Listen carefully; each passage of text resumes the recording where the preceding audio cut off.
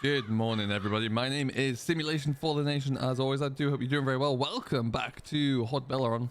We are walking through our fields. Look, we're getting closer to harvest. As you can see, the oilseed rape is coming along nicely.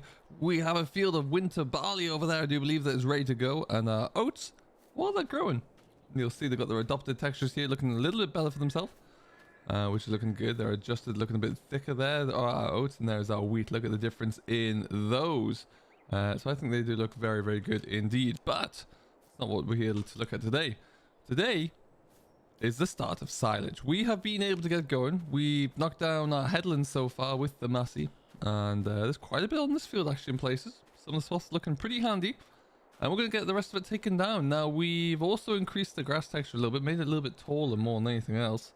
So I'm happy with that. And I might just thicken it out a little bit as well, because it's bit barren in places. But yeah, we're gonna finish this off now. We've just got this big rectangular block left to go, really, and look at that for a setup. Just looks incredible.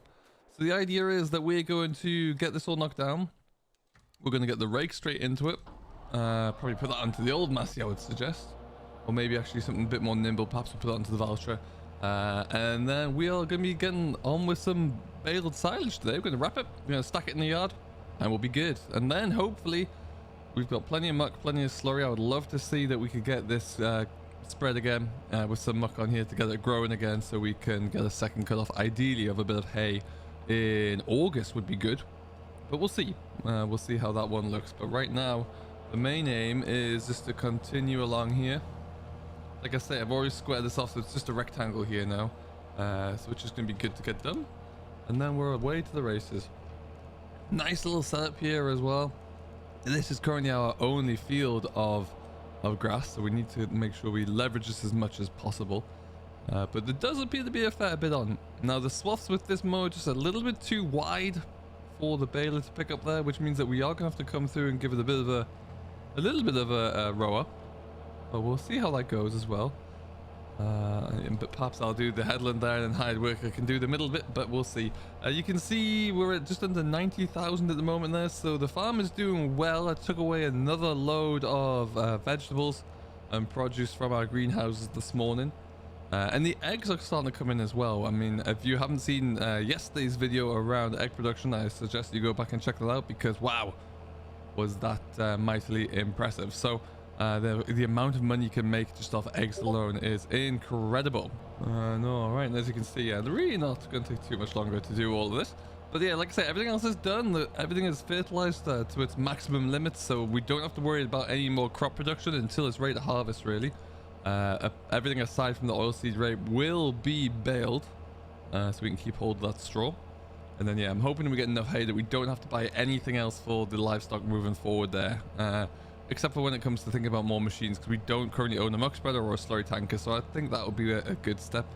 I'd probably more slurry, because we are producing a huge whack of that, it would appear.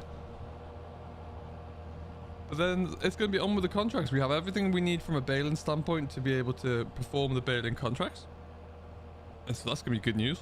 So yeah, we'll have a look through that once we get this all mowed down there. We'll see what that looks like, see what else we can take on board, and see where we can get a little bit more fun. But for right now, well, we'll just continue and we'll get this block all rattled out here nice and quickly. What a beautiful day and a beautiful Massey it is.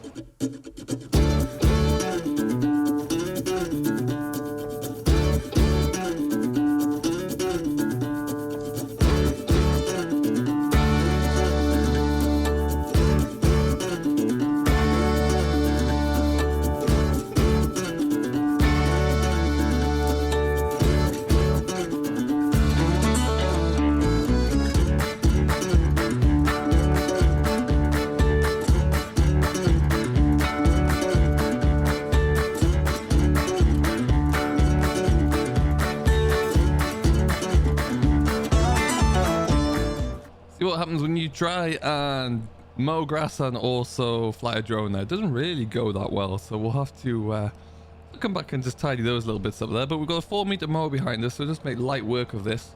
In fact, it seemingly is getting pretty much all of it into one patch there, but we'll tidy up the loose ends anyway. And then we've got our new round baler ready to go on this as well, so that should be nice and easy to get this all picked up. At least I'm hoping so. Shouldn't be a problem at all. But like I say, we'll put it into slightly smaller swaths there anyway, just to show you what that's going to look like. And then down we go. Let me know how you are cracking along on Haut Beyleron, if you've been able to get into a position to start your harvest on whatever game save you are on. Because I think, yeah, we've been in the game now for nearly 3 weeks, so it's sufficient time to really get after it. Certainly, at least for me, that's what I'm trying to do. And we're only on 1-day seasons at the moment, but I do believe that will be changing for myself. Once we get through the first harvest there, we will likely kick that up to... click that right on up to maybe 3 days, just to see how we go. What I want to have is ensure that we have enough land and enough animals just to keep us going on that front. Otherwise, it might be a lot of just skipping time, and in which case, is it really worth it? I don't know. So we'll have to, we'll just see how we get on. Hopefully by the end of harvest this year, we should be able to purchase a little bit more land, maybe increase in size. I would love to think that if we bring back up our HUD, I would love to think that 37 would be the next field that we could look into purchasing. And that would give us a good starting point, because there's obviously a lot of land there that's not part of the field yet. So that would be pretty neat. So there you go. Just like that, we are all done. So let's get this all folded in. Slightly too wide for these narrow rows. One thing I wish that we could have seen from either Class or John Deere, or even Caverland for that point, would have been a nice new trailed mower. Maybe we'll get that one day. But for right now, we're just going to go down a little farm track here. Just take our time though, make sure we're not going to clip anything. Happy days. As you can see, yeah, both crops looking really good from up height here. The far crop has a few patches in it there. That is because of the way it was. There's a few bits missed, really, so they really do stand out and hide work. I didn't finish the headland on this field, so that's why that one doesn't look quite so good. But everything else is looking all right. We'll get it to work from there, that's for sure. We've had a little bit of a change around with our greenhouse and our production style here. We'll just knock you off there for now. We've got majority of lettuce in this one. We've got strawberries over there, strawberries in the small, and lettuce on the far side there as well. Main reason being is, whilst yes, the value is slightly better, they're also easier to handle. So that's good. That one is stuck in the ground. I don't know what we're going to do about that. But yeah, a lot of strawberries that we need to get shifted soon. The last load that we took away was yesterday evening, so we'll have to look into that. But yeah, from a cattle standpoint as well, whilst we're here, they're not looking too bad. They're actually looking to reproduce, so that's quite exciting. But we haven't got too much space left, so that what we've got to think about is how we can increase that size. That's going to be the next step. So we'll have to see what that one looks like, but we'll figure that one out. We'll get to it. They are going to need feeding again soon, I do actually believe, before we take off the oh, we've already done it. We did do the bedding last. I forgot about that. There's a little bit left in the feeder wagon here. Yes, about 4 ton in there, so we'll get that one used at some point soon. But yeah, everything else is looking good there, which I'm happy about. We're going to stick the voucher, which has got the loader on the moment. We'll have to do a little bit of swapping around. That was shifting some water around the place. But yeah, we picked up the cheapest rake that we could. Let's quickly have our daily look. Oh, definitely don't need that. One thing I did find out today, though, is that your if we're currently setting up our Deddy server for the channel members, and if you sell a piece of equipment online on the dedicated server there, it does fall into this used vehicle category, which is pretty neat. It means that someone else can benefit, and obviously the more hours that it has on the clock there, the cheaper it will be. However, we're going to come and just hook onto that with the voucher there. Nice and nimble machine. So what I think we'll do, in the interest of being nice and quick here, is just drop you off there.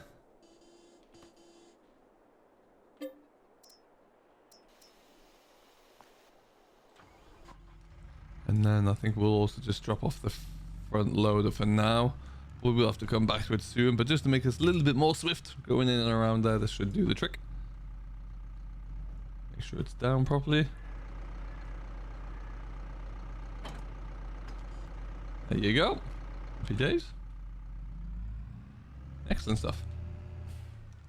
Somehow got 6.1 hours on the clock here already. They do rack up pretty quickly. And yet still haven't had to, I've probably used about And no, 12% of a tank there maybe? Really not much. Need to find some accurate fuel usage mod, I think, just to make this work true. Excellent stuff. So we got that cooling rake on the back there. This one has a roughly the same working width as the mower, I do believe. Slightly wider than the Pottinger as well there, which is good. But not as expensive as a twin rotor trail or anything like that, which, to be honest, you know, if we've only just got one field, oh, they need to be watered pretty soon. We don't really need it at the moment. No, we'll just crack on as we are. And we should be good. Okay.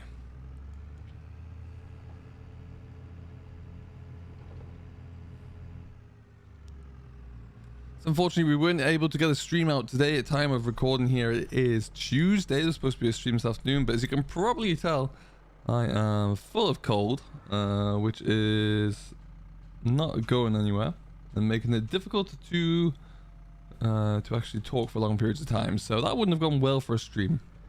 But anyway, we'll get this one done. Stick you down. Wonderful stuff there. Okay, now what I need to check is just how far over is that going. Okay, that'll work. If I kind of keep that wheel on there, that should be us looking good. So I guess we'll put 2 into 1, which should work pretty well. And then we're away. I can't wait to get all of this plowed in as well, or drilled into the one big field. Get rid of these little stripes, but they've been plowed in anyway. They're looking, it's ready to go. And I'm happy that we've done it, but for right now it just looks a little bit weird. But once we get this all harvested out there, it'll be fine. I'm absolutely sure. But yeah, it is coming together, that's for sure.